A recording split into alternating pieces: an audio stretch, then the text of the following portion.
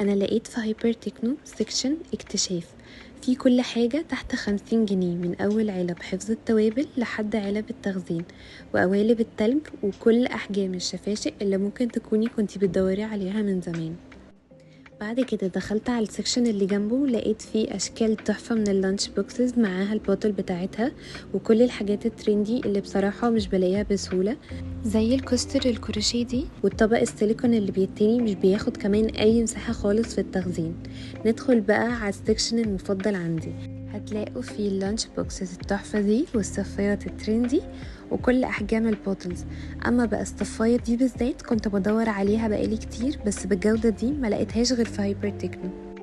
اما بقى لعشاق الدلع، انا لقيت السيتس الفايبر دي والكوبايات السيليكون الكيوت دي وكل احجام علب زهران، والاهم من كل ده ان كل الستانلس البيور متوفر هنا بس، وحاجات تانية كتير مش موجوده غير في هايبر تكنو.